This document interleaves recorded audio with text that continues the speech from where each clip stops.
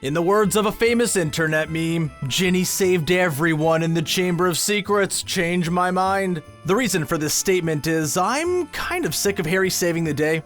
He gets all the credit, and like Chewie and C-3PO in Star Wars, some of the true heroes of the franchise such as Neville, Snape, and Luna go under the radar. It's time for the Chosen One to step out of the spotlight and have the side characters step in. One of these characters is the youngest member of the Weasley brood, Ginny.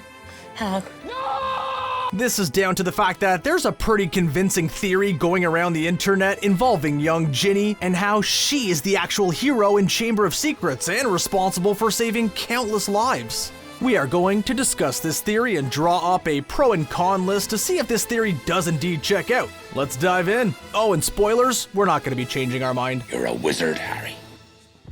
So, as we know, in the Chamber of Secrets, Harry saves the day by defeating the basilisk and is, of course, in turn saved by the Phoenix, Fawkes, who uses his tears to heal Harry's wounds and the basilisk venom inside him. Now, there's no doubt that Harry's actions were heroic, and, of course, you'd have to be a true hater to say that his duel with the basilisk wasn't epic, and, of course, if it wasn't for Harry, the students of Hogwarts could have been in even more jeopardy, and a number of characters could have faced death. But is Harry really the hero that we should be focusing on? Well, of course, yes and no, but the purpose of this video is we want to focus on another potential hero, Ginny. As you know, Ginny was the one who unwillingly released the basilisk as she was being controlled by Voldemort's Horcrux that resides in his diary.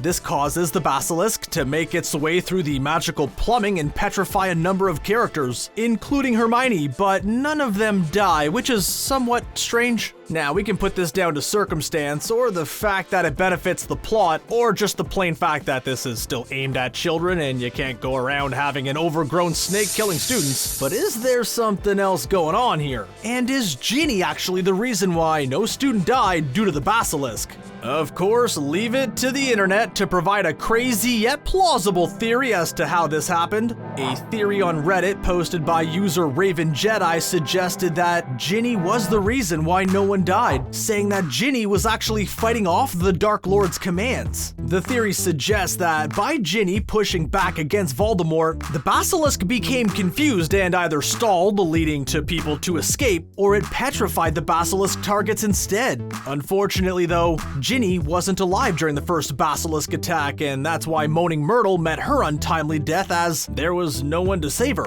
There's definitely something in this. It would serve as another example of Gryffindor and their classic bravery going up against the cunning of Slytherin. Ginny could be using all of her strength she had to confuse the basilisk, sending out contradictory commands and preventing it from killing her fellow pupils. A small act of defiance can go a long way, and her mentality and caring might just have spared some people's lives. We do see that she has some sort of defiance against the Horcrux in the scene where she throws away the diary in the girls' bathroom before Harry finds it. This does then suggest that she has some sort of defense against Voldemort's influence and intrusion, and so it could suggest that she has just enough of a defense to protect and save her fellow students. If Ginny did have any influence over the basilisk and it felt her thoughts in conjunction with Voldemort, then it's plausible that the basilisk was unable to finish off its victims. Let's hope this makes its way to J.K. Rowling and she can let us know if this theory has legs.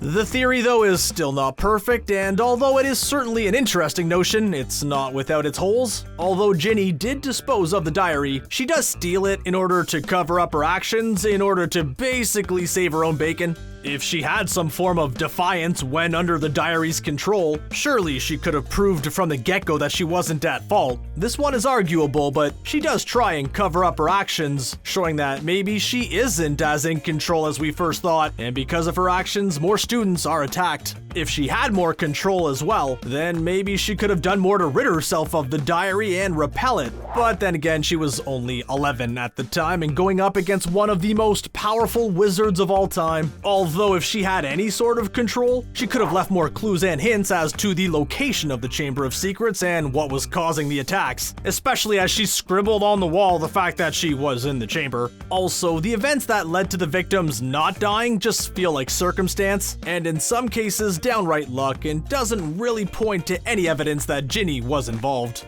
Still though, her good heart and beliefs could have been enough to stop the basilisk from wreaking havoc, and we cannot discredit this theory, and therefore, we're not going to try.